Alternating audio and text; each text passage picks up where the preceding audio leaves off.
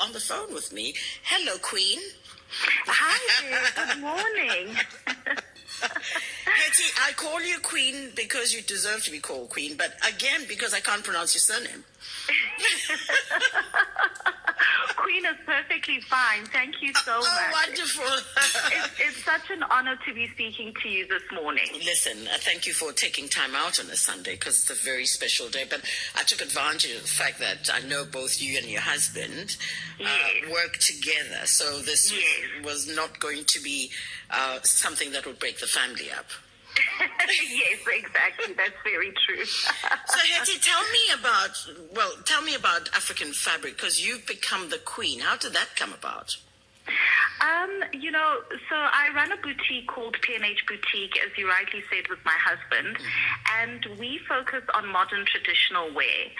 So we use African print fabric and we create beautiful designs that help our clients to feel even prouder and beautiful to be African. When you say modern traditional wear, how's that different from what we know? Okay, so modern traditional wear is really inspired by current local trends. We do a lot of international forecasting of the trends that are coming into the market, and we are inspired by those trends to add an African flair to it as well.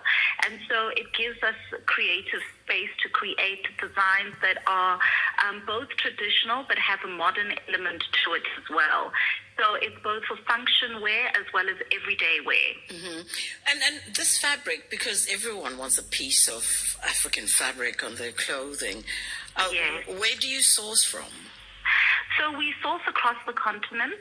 We're inspired particularly by West African fabric, your kente cloth, very much inspired by your African wax print. And then we also do use local fabrics as well, because we find that our clients, which we like to call our P&H family, they like to also wear their local garb and add a touch of their own personality to it. So we do dabble in your shweshwe fabrics, your umbaqo, which is your Xhosa fabrics as well. And then we also dabble in your ndebele and your Venda fabrics as well. So we really source from across the continent so that we bring a truly holistic African experience. Do you know what I haven't seen that I'm missing and I'd love to see more of is, and I suppose it's difficult to get, but also possibly expensive as well, but I'm missing the Ethiopian fabrics here. Yes. I don't think we're using a lot of them, and I know they're delicate, most of them, but I'm just missing that accent on our fashion pages and what we look like today. Yes, that's absolutely true. We are missing those types of fabrics, a lot of your more Arabic type of fabrics. When you look at your Egypt and your Moroccan type of fabrics, Eritrea, that's very, very true. I think that our African aesthetic, it honestly goes through a lot of changes. So currently what we're seeing is a lot of Asian-inspired style while still using African print fabric. So fashion is something that's constantly evolving, and I certainly do hope, much as yourself, that we do begin to bring in that influence as well in the design. We've got so much to celebrate, and I think through the fabric, we then are curious to find out more about where it comes from, who makes it, and the meaning of it. Because I think all these fabrics and the new changes, us claiming our own, is also about storytelling. And I was talking to a lady who does jewelry earlier, and the pieces mean something. So you're not just buying and wearing anymore. You want to be able to have a conversation about why you're wearing that fabric and where it comes from. Exactly, that's very true. With us at P&H Boutique, because we use so many different types of fabrics, it's actually very important to both ourselves and our staff that they understand where the fabrics come from, the story behind the fabrics, because often at times we'll admire a beautiful print, but we don't realize that there's actually a story behind it. The fabrics actually have names. And so even currently we are going through a process of actually training our staff on what the fabrics mean, where they come from, what the materials are actually composed of as well. We find, particularly at our mainland store, which is in Pretoria, that we get a lot of tourists that come, and they're very fascinated about the origins and the history of the fabrics that we use. We should also become local tourists, because if I'm getting that sort of education at your place, then I really would love to hear the stories. And because some of these fabrics are used for rituals and particular rituals. And I would like to know the names. You say they also have names, these fabrics? Yes. Oh, my goodness. They do also have names. Some of them, the background actually tell of a historical event that may have happened during the year in which that particular design has been made. Oh. So often at times we'll see a fabric and we'll admire it, but we don't actually know that the fabric ages decades ago. And sometimes it'll be named perhaps after a famine that may have happened during that particular year, or a celebration, something monumentous that's happened within that particular country in that year. So it's very interesting. And that's why a lot of our garments, we actually name them after the name of the fabric, just to pay homage to the history of where the material comes from. So just give me an example of some of the popular names for, I suppose, something that I can imagine. I know the kente has always been known as the kente, but I don't know much about it, and I know it's worn by kings and queens. Exactly. The original kente cloth is actually a hand-woven material, and a lot of the wax print that we're seeing today are an interpretation of that original fabric, because the original fabric is actually very heavy, and as you say, it was worn by kings and queens. It's also a fabric that's used for big celebrations and also used for dowry payments as well, because it really has a heavy value to it. We've got various other fabrics that are also signs of prosperity. So we have one which is called Million Block.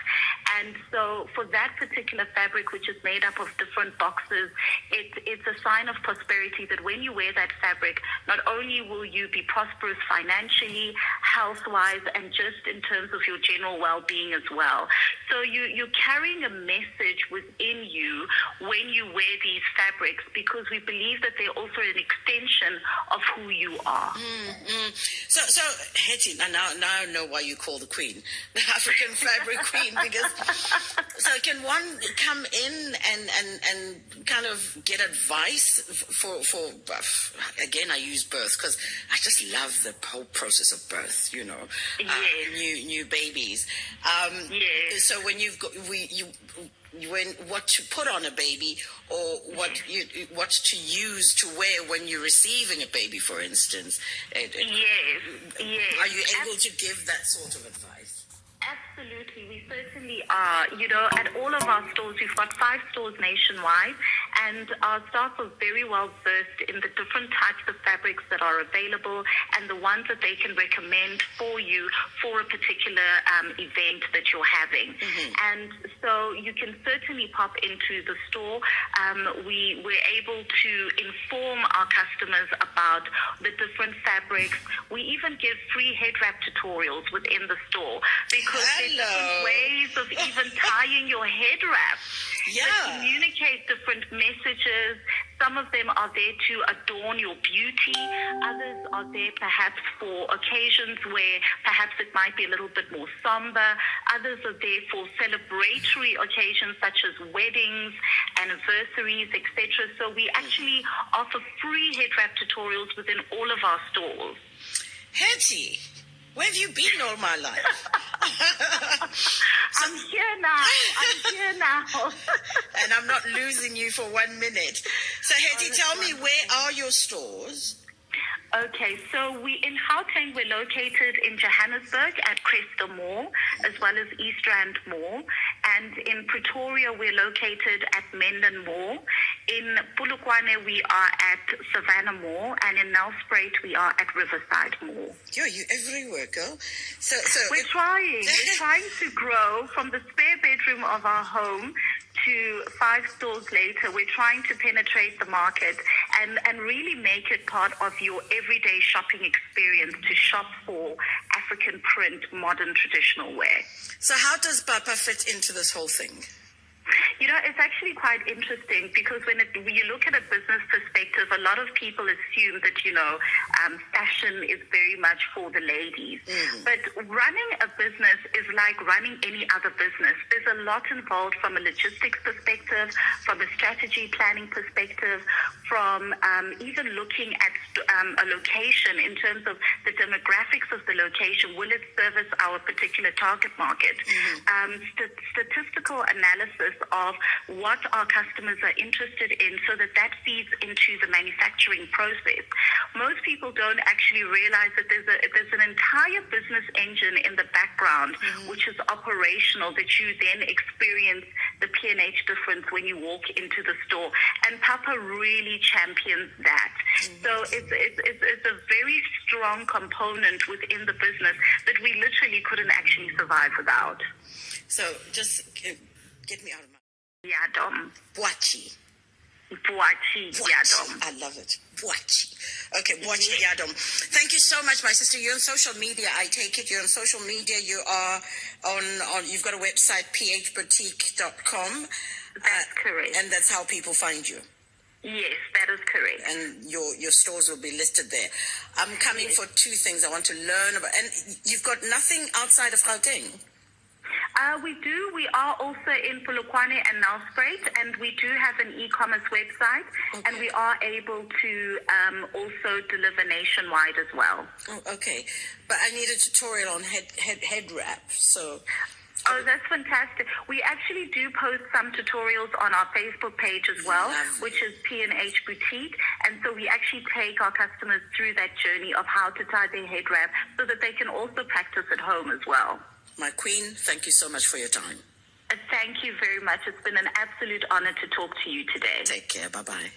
Bye-bye. That is Hetty Boachi Yadom. I love the Boachi. There's something to it. Hetty Boachi Yadom, phboutique.com is where you will find it. I'm just interested in just the names of the different fabrics. That is fascinating for me. You're listening to The World Stage with myself, Shado Thwala. We're taking a little break now, and we'll come back with more music.